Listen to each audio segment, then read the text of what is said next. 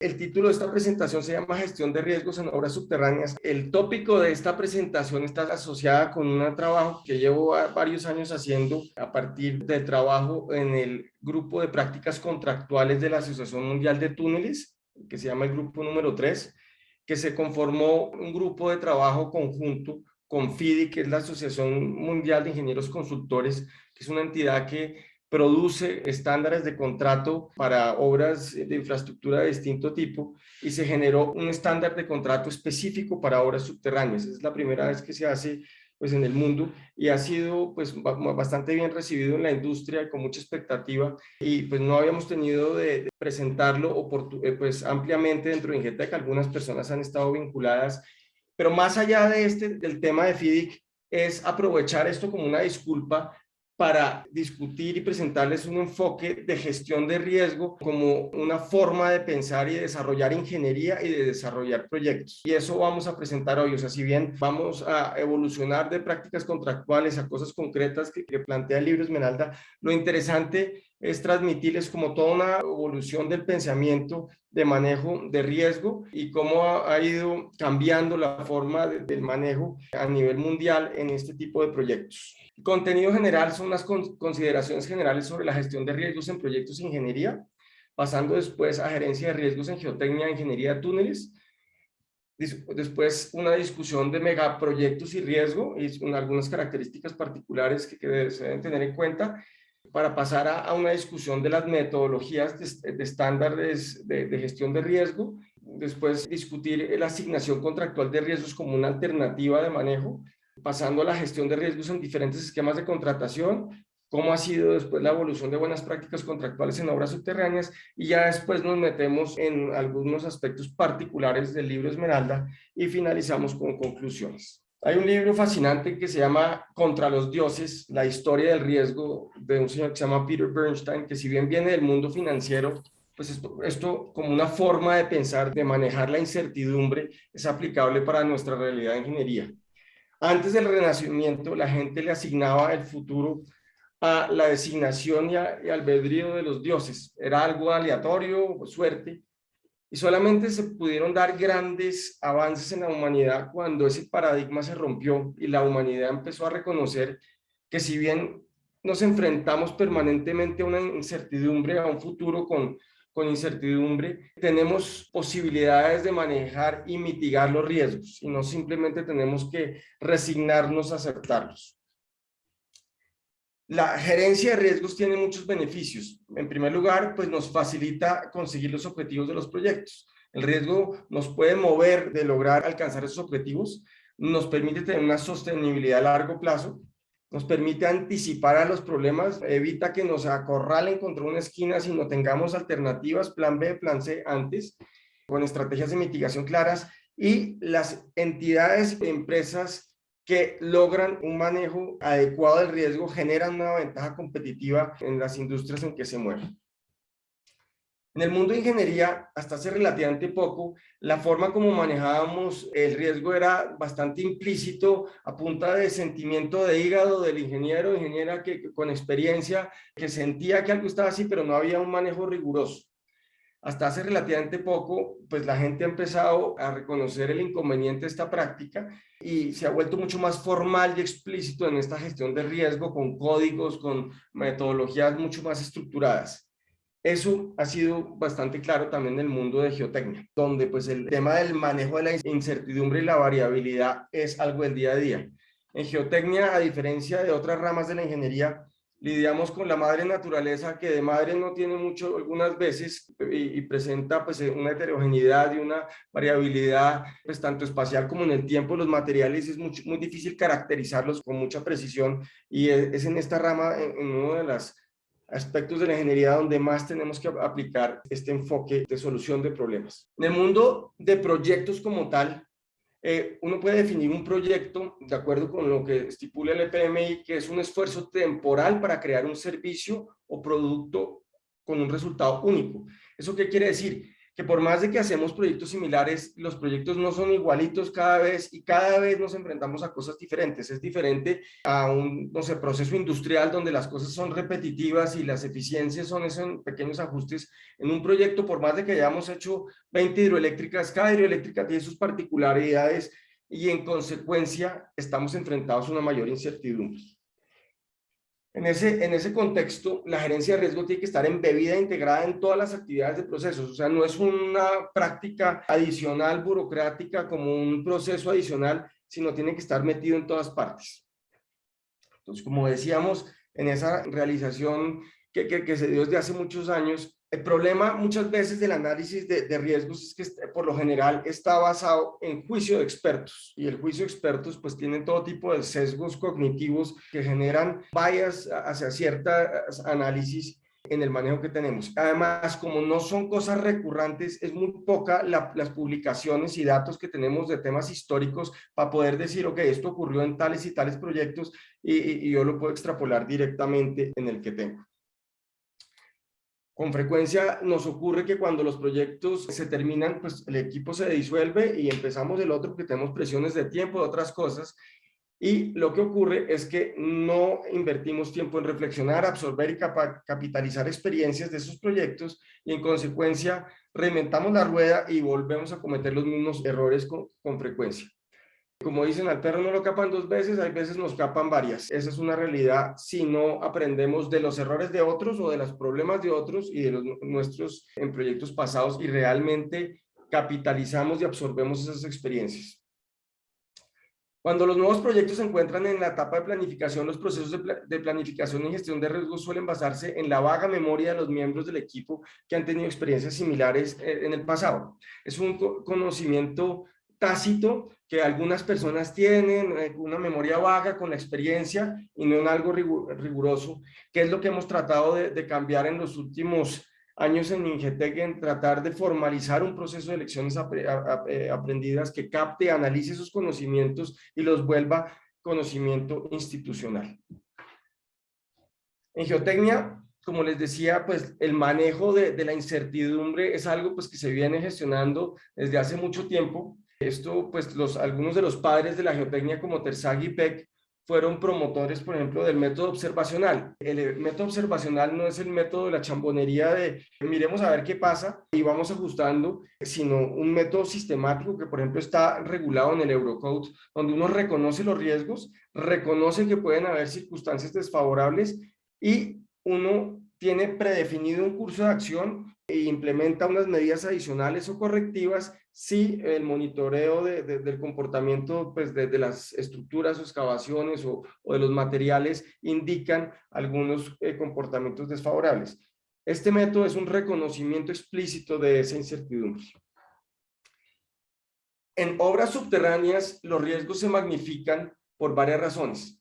Con frecuencia se encuentran condiciones de excavación diferentes a las esperadas.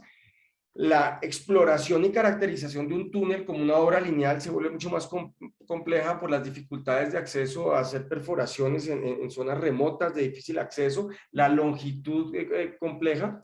Y esto ha llevado, por ejemplo, a ingenieros de túneles prominentes a decir que la única certeza en construcción de túneles es la incertidumbre. Entonces tenemos un carácter lineal y extensivo de los túneles que dificulta esas caracterizaciones.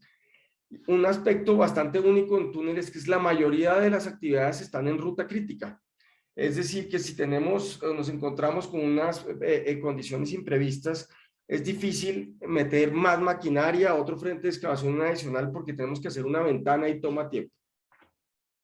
La incertidumbre geotécnica pues proviene de varias fuentes, pero pues, en primer lugar pues, surge de un conocimiento inadecuado de las condiciones geológicas, una respuesta a veces impredecible de los materiales a las excavaciones o perturbaciones que le hacemos y a la compleja interacción de suelo-estructura.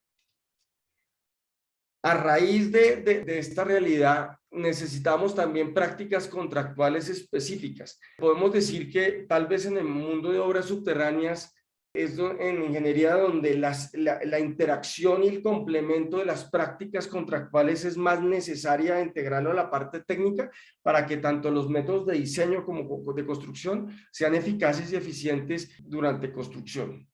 Entonces, si tenemos una variabilidad e incertidumbre, eso se traduce que se genera una variabilidad e indefinición en el alcance del trabajo del contratista. Y esto se ha visto en muchos proyectos. Esto no es de países tercermundistas, sino muchos de los grandes proyectos icónicos a nivel mundial de obras subterráneas han tenido varias sorpresas. Este es uno de los grandes proyectos de Estados Unidos en las últimas décadas, que se llama el Central Artery Tunnel o el Big Dig, que lo denominaban en su momento. Fue un proyecto de más de 10 billones de dólares, pero inicialmente su billones americanos, ¿no? Miles de millones de dólares. Estaba originalmente contemplado terminarse en 1998. El presupuesto original era de 2 billones de dólares en plata en 1982. Finalmente se completó casi 10 años después, en el 2007, y sobrecosto final de 14.6 billones de dólares. Este es uno de los principales problemas cuando comparamos proyectos, que a veces no los actualizamos al valor presente en el momento que se evalúan.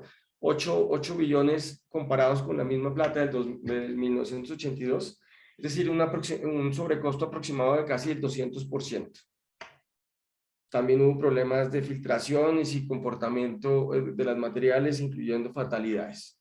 El Eurotúnel o Channel también tuvo grandes problemas. Por ejemplo, la construcción comenzó en 1988, el proyecto tomó 20% más de lo planeado, 6 años versus 5, el sobrecosto fue del 80% y la empresa promotora del proyecto se quebró 2 veces. Otro proyecto icónico como la línea Jubilee en Londres también tuvo grandes sobrecostos del orden del 84%, también mayores tiempos de ejecución. Y en el mundo de metros, ahorita que estamos metiéndonos en la segunda línea del metro de Bogotá con obras subterráneas, también ha habido estadísticamente muchísimos problemas. Aquí tenemos un listado, pues que no vamos a entrar en todos, que reflejan algunos de los problemas, colapsos que ha habido en la ejecución de túneles en algunas partes del mundo. Una encuesta del Banco Mundial realizada de proyectos en 1974 y 84, estudiando problemáticas asociadas a problemas geológicos, concluyó que los proyectos con túneles largos experimentaban con frecuencia más del 60% de sobrecostos por adversidades geológicas. Entonces, ¿esto en qué se traduce? Con frecuencia en que hay una rivalidad en las relaciones que se traducen en disputas y reclamos, en litigios costosos y en aumento de los costos de proyectos, y algunas veces en que los proyectos no se terminan. Si lo miramos no solamente con una perspectiva de obras subterráneas, sino de megaproyectos, que muchos de estos proyectos de obras subterráneas son megaproyectos, tenemos otra serie de realidades que complejizan más la situación.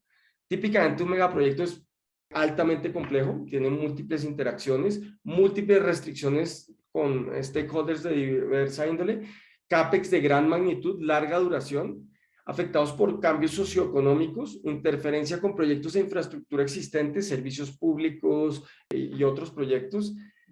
Y comúnmente esas partes interesadas tienen intereses encontrados y satisfacer esos intereses de cada una de las partes se vuelve prácticamente imposible.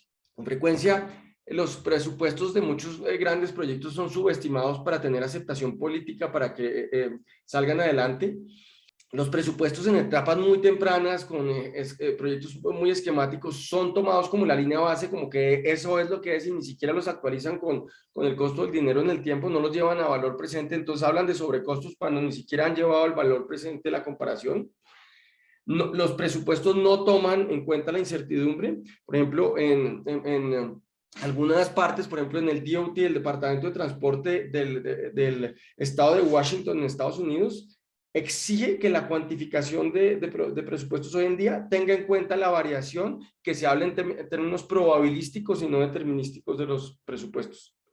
Tenemos cambios en condiciones externas, normativas. Las contingencias son estimadas como porcentajes sin rigor, lo que decíamos de los presupuestos determinísticos, y nos encontramos con frecuencia en condiciones de excavación diferentes a las esperadas. Hay una rigidez contractual bastante clara que no permite ajustar el contrato y la realidad del proyecto a nuevas condiciones.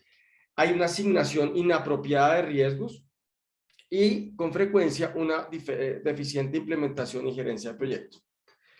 En etapas tempranas de proyectos es cuando más influencia podemos tener como gestores del proyecto, nos exponemos a mayor riesgo, pero tenemos más influencia en el resultado. A medida que el proyecto avanza, nuestra capacidad de influenciar el resultado se reduce porque las cosas se van cocinando y se van volviendo una realidad y nos quedamos con menos herramientas de gestión posterior. Eso lo hemos identificado en lecciones aprendidas de Ingetec y hemos concluido que en etapas tempranas de proyecto, desde la oferta y la planificación, ahí es donde toca asegurarse que el arbolito salga derecho, porque más adelante, entre más se cocinan ciertas decisiones, menos herramientas tenemos. Igual acá podemos observar que en etapas iniciales la variabilidad del costo es mayor y a medida que se va madurando el diseño, pues la incertidumbre y las variaciones se reducen a medida que tenemos una mayor claridad de los proyectos y en consecuencia las contingencias pueden ser menores. Un aspecto pues que en geotecnia cualquier geotecnista sabe es que pues entre más exploraciones geotécnicas tengamos menos incertidumbre, pero obviamente pues hay restricciones presupuestales, de tiempo, en etapas de diseño, pero es una realidad que a medida que perforamos más y tenemos más caracterización de los materiales, pues típicamente se presentan menos variaciones en túneles como esta investigación hecha por una de las entidades americanas que ha estudiado estos temas en el pasado.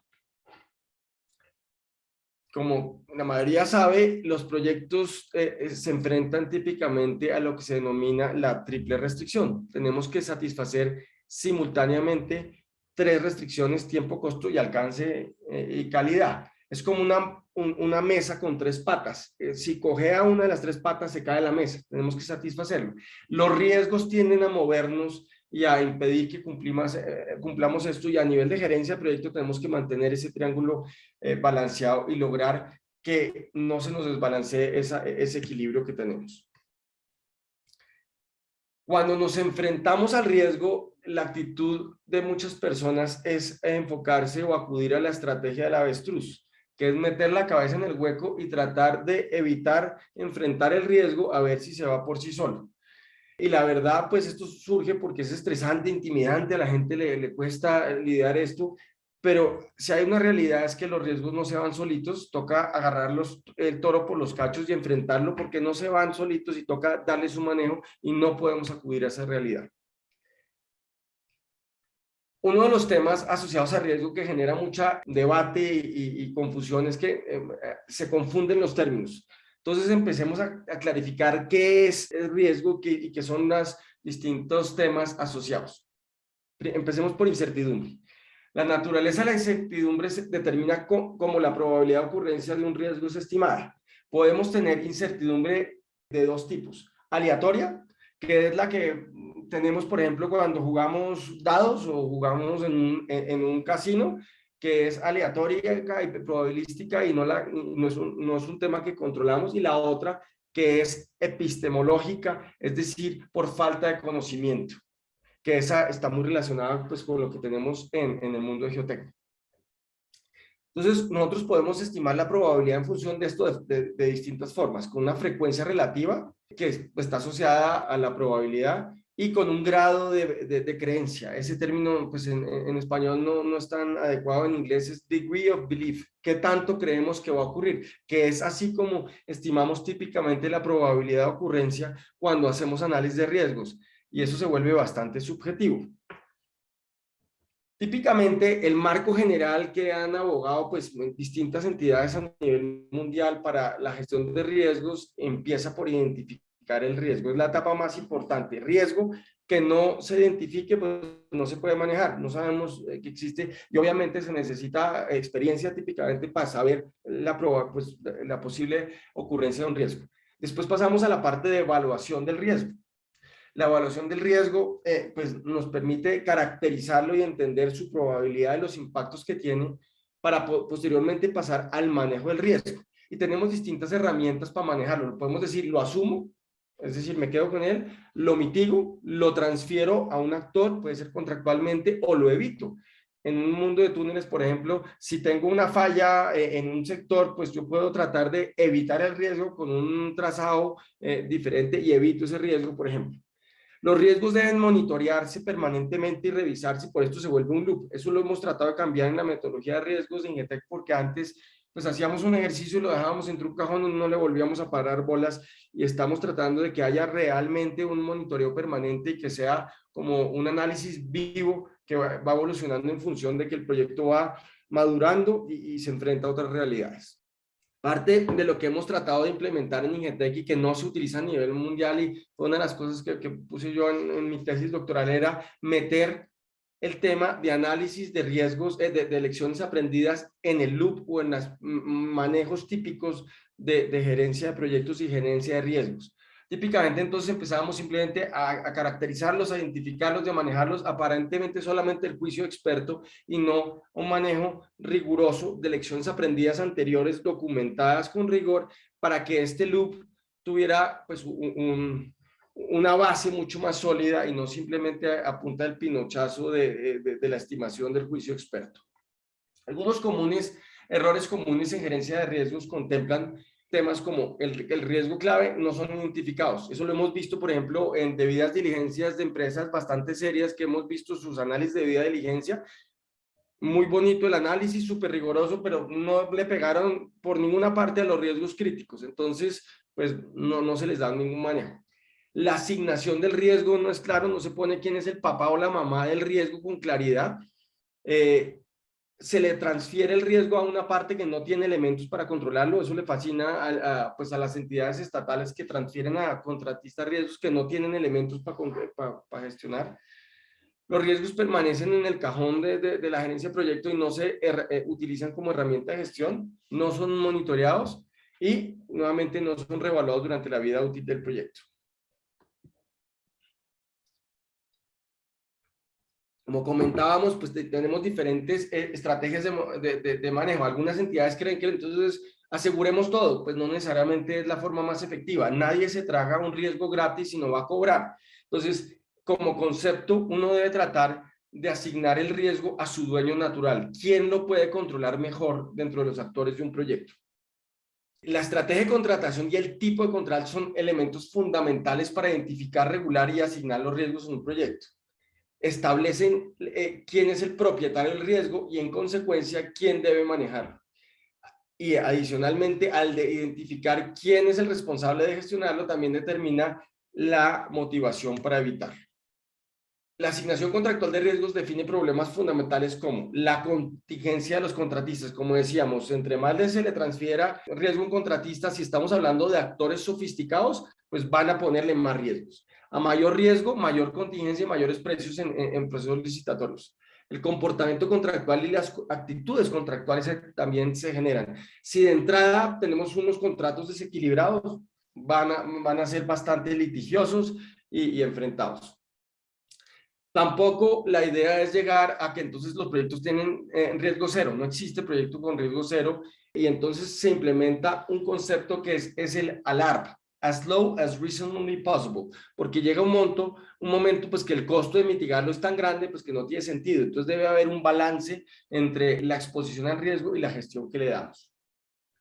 Si nos pasamos a qué es un buen contrato para gestionar el riesgo, en primer lugar, debemos hablar de que un contrato debe definir sin ambigüedades el alcance, asignar los riesgos justamente, definir protocolos de procedimiento y definir claramente las funciones y responsabilidades. Cuando esto se da, aumenta la probabilidad del éxito de un proyecto. Por otro lado, con una asignación inadecuada del riesgo, se da lugar a reclamaciones y litigios. En el mundo de túneles, si nos remontamos a la práctica, por ejemplo, de contractual en Estados Unidos en los 70s, típicamente se contrataban y desafortunadamente en Colombia, mucho más reciente, se contrataban los túneles a suma alzada, todos los riesgos geotécnicos asignados al contratista. La asignación era el mejor postor, era el que estuviera más barato, pero esos contratistas típicamente trataban de recuperar sus situaciones alegrando condiciones diferentes del terreno y con litigios complejos y con muchos proyectos sin terminar. Las prácticas han ido evolucionando a fomentar un ambiente mucho más colaborativo entre el dueño y el contratista y utilizar pues, técnicas y tecnologías avanzadas de construcción con una asignación mucho más equitativa de riesgos. Algunas de las buenas prácticas contractuales que han ido evolucionando contemplan lo siguiente. El dueño es el beneficiario del proyecto completado y en consecuencia debe ser el que mantiene el riesgo del terreno, el riesgo geotécnico. El dueño tiene la responsabilidad de pagar costos razonables requeridos para manejar condiciones del terreno. El riesgo debe ser asignado a la parte que mejor lo puede controlar y se debe transferir los riesgos geológicos o técnicos completamente al contratista, da una falsa sensación de seguridad al dueño. Se debe tener una asignación balanceada y equitativa de riesgos relacionados con el terreno que conlleva a costos más bajos de los trabajos y más ofertas competitivas. Muchas veces cuando un riesgo se le transfiere a un contratista, pues el dueño termina pagando anticipadamente por ese riesgo que se vuelve una realidad en contingencia, así no ocurra. Se debe contemplar una cláusula de condiciones cambiantes en los contratos. En inglés eso se llama un Different Site Condition Clause, que las traducciones a veces no son las mejores. Debe eliminarse renuncias de responsabilidad, lenguaje exculpatorio, por ejemplo, lo que vemos aquí en ANI, donde dicen, no, yo le entrego la información, pero es solo informativa y usted es el responsable de la información que yo genero. Cosas de ese estilo, pues que en nuestro medio todavía seguimos viendo con frecuencia. Toda la información disponible y datos e interpretaciones debe ser divulgada a los visitantes y se deben implementar mecanismos de disputas alternativos para gestionar de todas maneras las problemáticas que ocurren. La decisión de selección de la estrategia de contratación que tiene el proyecto es uno de los temas que más afectan la asignación del riesgo y es algo que se le debe dar pues, mucha atención. Debe implicar un análisis de riesgos, de las ventajas y desventajas de cada uno de los casos. No existe una fórmula que uno diga para todos los proyectos y para todas las condiciones, una mejor esquema de contratación es más adecuado. Depende de las capacidades y características del propietario, del dueño del proyecto, de su sofisticación, de su capacidad financiera, de la complejidad del proyecto, de las restricciones de programáticas y del alcance. Esto no debe manejarse solamente desde la perspectiva jurídica, sino pues el equipo técnico debe tener una participación muy activa. Dentro de las cosas que han ido evolucionando en el tiempo, hace unos años sacaron el código de práctica de manejo de riesgo en túneles que lo sacó conjuntamente la Sociedad de Ingenieros Británicos de Ingeniería y la de aseguradores, y hoy en día se ha vuelto un estándar para conseguir seguros en túneles y se vuelve un mandato. Parte de lo que piden es, pues se debe formular una política de riesgos y el contratista está obligado contractualmente a gestionar. Los 5 proyectos que piden son la identificación de riesgos, la cuantificación de los mismos, identificar acciones proactivas para eliminar o mitigarlos, identificar métodos para controlar los riesgos y asignarlos contractualmente. Acá pues un registro de riesgos típicos que no vamos a entrar como lo hacemos nosotros. Lo primero que tiene uno que establecer son unas escalas de probabilidad, tanto escalas para evaluar la probabilidad como los impactos, y los impactos los podemos mirar desde distintas perspectivas. Típicamente, como lo estamos implementando en Ingetec, es de la perspectiva de costo y tiempo, pero puede uno mirarlo desde otras variables. La Asociación Mundial de Túneles ha venido abogando por buenas prácticas contractuales en túneles desde los 70. Sin embargo, pues ha sido más como planteamientos filosóficos que recomendaciones prescriptivas hasta hace relativamente poco. Hay documentos como las recomendaciones de ITA para el reparto contractual de riesgos, la posición sobre tipo de contratos, este último en el que igual yo participé muy activamente, que era un checklist de marco contractual para construcción de obras subterráneas, que incluía como todas las buenas prácticas que se deben incorporar en un manejo contractual de túneles. Algunas de las recomendaciones que ha hecho ITA históricamente han permeado la industria, pero otras se han quedado a medio camino. Y el problema es que hay veces estos son temas bastante sofisticados y complejos de manejar y la gente puede creer que los entiende, pero a la hora de implementarlos hacen un zafarrancho el macho y se queda a medio camino. Entonces, hasta hace relativamente poco no se aceptaba ninguna norma internacional, no habían estándares de contratos internacionales para manejo de obras subterráneas. Entonces, parte de los planteamientos era pues las prácticas legales entre derecho común y derecho civil en distintas partes. Consideraba la gente pues que no era práctico tratar de estandarizar esto, pero la verdad es que hay ciertos principios y consideraciones que son aplicables de manera universal y válidos en distintas jurisdicciones. Y hay estándares de contratos como los FIDIC que están hechos tanto para Common Law, el derecho anglosajón y el derecho pues, basado en el Código Civil de Napoleón, como es en nuestro país. Durante la fase de aplicación a veces se malinterpreta la modificación de la intención original de algunos de los estándares de contrato. ¿Qué es lo que ocurre? Hay gente que dice, no, yo parto de un contrato FIDIC amarillo, le meten todo tipo de cambios a ese estándar de formato inicial y ya deja de ser un libro FIDIC, es otro contrato. Con pequeñas modificaciones, un contrato puede cambiar sustancialmente su asignación de riesgos. Entonces, eso fue lo que hemos estado ya trabajando en este grupo que les comentaba para desarrollar una alternativa específica para obras subterráneas. Aquí para que todos nos familiaricemos rápidamente, que es importante que todos conozcan este tipo de contratos FIDIC. Los contratos FIDIC tradicionales los llaman el Rainbow Suit, es como el arco iris de alternativas porque son con distintos colores. Algunos de los típicos son el libro rojo, que es un contrato design bid build, es decir, la forma de contrato más tradicional, en el cual el diseño lo hace una entidad separada, el dueño del proyecto lo licita a un contratista y se construye esta forma. Los contratos ya design build, que es el libro amarillo, que típicamente es una misma entidad la que hace todo, y los proyectos llave en mano que implementan el libro Silver Book, el libro plata. De entrada, este Silver Book en su introducción dice que no es apto para obras subterráneas en su introducción. Bueno, entonces en este grupo que desarrollamos esto, pues había un representante de Suiza, un austriaco, un francés, un inglés que vive en Corea del Sur, un suizo, y yo era pues la persona que participaba por Latinoamérica. Pues este contrato ya se publicó hace más de 2 años, antes de la pandemia, y pues ya se está implementando como vamos a ver. Pero les voy a repasar rápidamente algunos de las consideraciones de los esquemas tradicionales para que los tengan claros. El libro rojo contempla contratos separados para el diseño y para la construcción. El dueño primero contrata el diseño. El contratista construye el proyecto de acuerdo con el diseño y especificaciones. Y típicamente en proyectos públicos los contratistas son seleccionados con base al precio más bajo. Se puede tener una combinación de suma global, precios unitarios o una combinación de ambas, y el dueño retiene la mayoría de los riesgos del proyecto, incluyendo la variación de las condiciones pues, por debajo del terreno.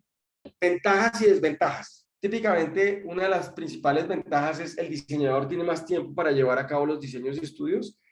La incertidumbre en la variación de los costos de construcción tiende a ser menor cuando el proyecto es licitado para construcción.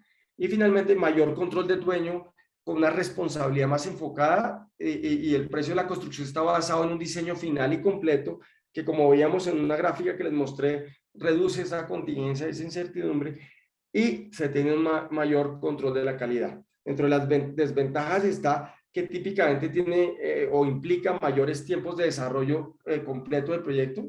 No hay retroalimentación de ingeniería de valor y de constructibilidad por parte del contratista. Y cuando los diseños se retrasan, el contratista se ve afectado, se vuelve un taxímetro con unas reclamaciones complejas por impactos del cronograma. Si pasamos al libro amarillo, tenemos una sola entidad a cargo en diseño y construcción de la totalidad del proyecto o una porción. Una sola línea de comunicación y responsabilidad entre el dueño y el diseñador constructor. Le fascina a la banca, a las entidades financieras, porque creen erróneamente que se están reduciendo los riesgos y esto no siempre es una realidad. Ventajas y desventajas. Se reducen los tiempos de cronograma total del proyecto, un solo punto de responsabilidad, participación del constructor en revisiones del diseño, en ingeniería de valor y constructividad. Típicamente la calidad puede afectarse, se tiene menos control de calidad si las especificaciones funcionales no están bien elaboradas. Son iniciativas las iniciativas a largo plazo no necesariamente están alineadas con la visión de corto plazo del contratista. El contratista puede tener un incentivo de reducir la calidad y durabilidad de las obras del proyecto. Dueño tiene menor control de las especificaciones funcionales, potencial de usar diseños pobres y básicos para licitar la obra de construcción conlleva sobrecostos y atraso de los diseños detallados. Y finalmente, los riesgos trasladados al contratista se vuelven una realidad a través de contingencia temprana, así no ocurre. ¿Cuáles eran algunas de las problemáticas de los lenguajes típicos de FIDIC en el pasado? Fíjense, verán la sutileza acá y que el diablo está en los detalles en la redacción de las cláusulas.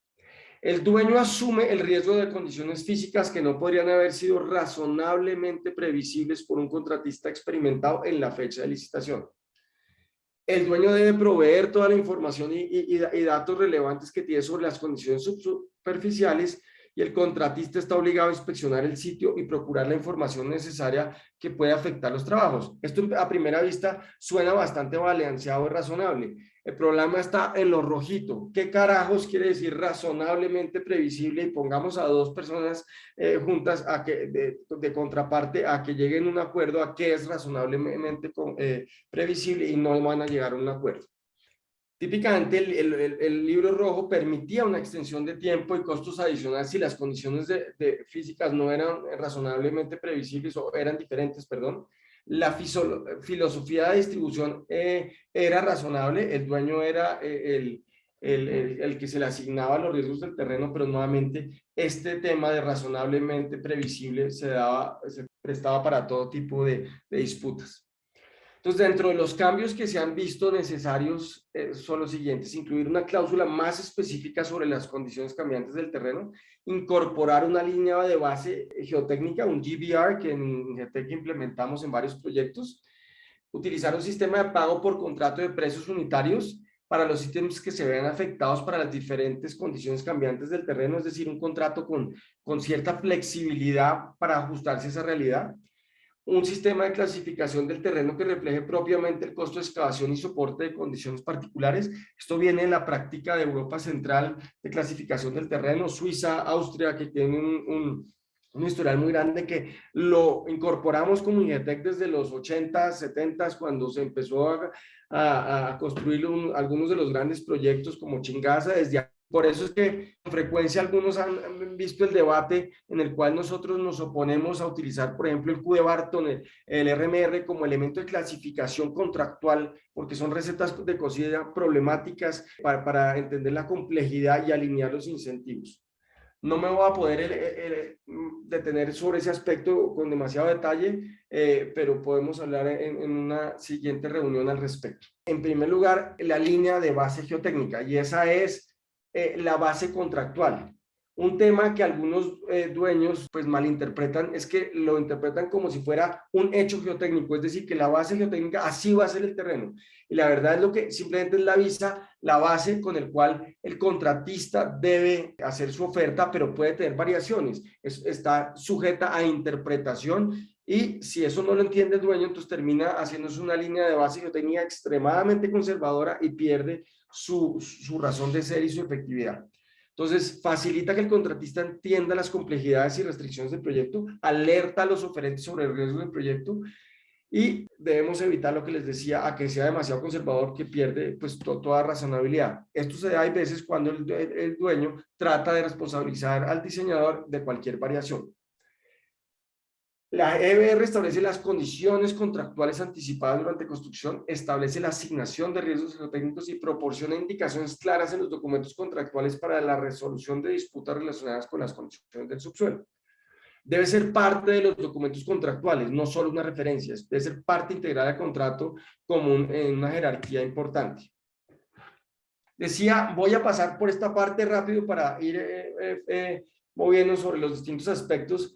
Pero el problema de utilizar estas clasificaciones geomecánicas como elemento contractual, pues tiene muchas problemáticas. Son extremadamente simplificados y no tienen en cuenta los mecanismos de falla.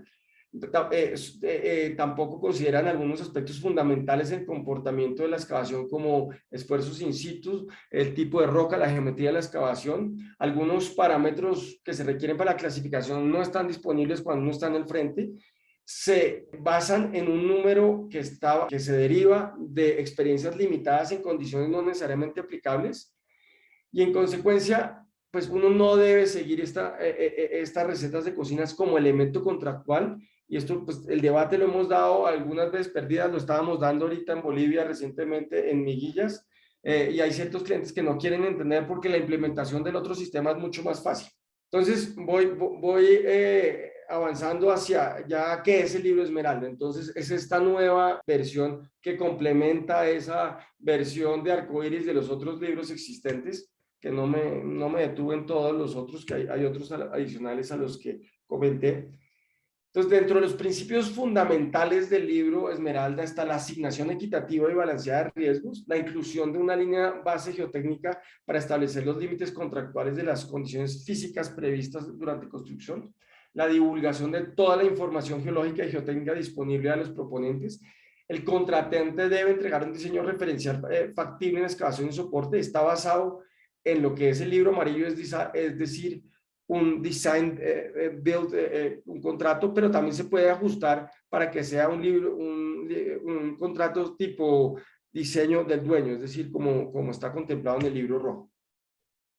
Algunos de los otros principios fundamentales está la implementación de un sistema de clasificación contractual que refleje el esfuerzo de la excavación y estabilización, es decir, que no sea basado en una clasificación geomecánica. Prevé ajustes de tiempo en función de las condiciones encontradas, y eso está regulado en el contrato. Implementación de un sistema de compensación flexible para remunerar condiciones previstas y no previstas. Le da una posición fuerte al ingeniero, que esa es una posición general en los contratos FIDIC bastante clara. Exige herramientas de gestión efectivas durante la ejecución del contrato, y finalmente contempla sistemas alternativos de resolución de controversias. Entonces, con relación a la asignación de los riesgos, el riesgo del terreno o condiciones subterráneas es del contratante. Eso no quiere decir que se abogue para que el contratista vaya en coche. El contratista debe asumir los riesgos que controla, es decir, la producción o tasa de abaste de las distintas actividades a su cargo.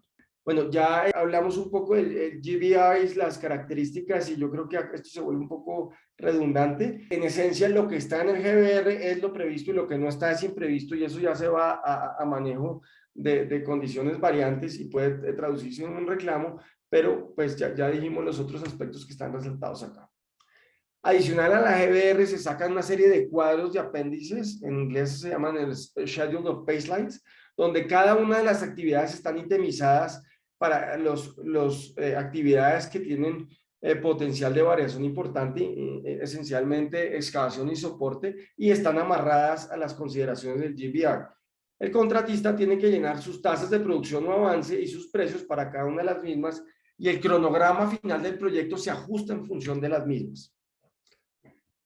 La estructura de costos facilita ese ajuste. Entonces tenemos los ítems de costos asociados a condiciones del terreno como excavación, soporte y revestimiento. Se miden regularmente dependiendo de las condiciones reales. Y acá hay un tema muy importante que en IGETEC tradicionalmente no hemos implementado. En la estructura de costos contempla los costos asociados al tiempo. Para un contratista, como hablábamos, que algunas de las condiciones que generan cambios en un túnel, pues generan una mayor permanencia. Típicamente no se negocian previamente unas condiciones de extensión del tiempo y sus implicaciones en costos. Tienen unos ítems de costos asociados al tiempo, por ejemplo, campamentos, entonces se les reconoce más en el tiempo, la dirección del proyecto. Hay elementos en el contrato ya prenegociados para hacer esos ajustes. El ajuste del tiempo de la terminación también es fundamental, y esto es una práctica que en IGETEC venimos haciendo hace mucho tiempo.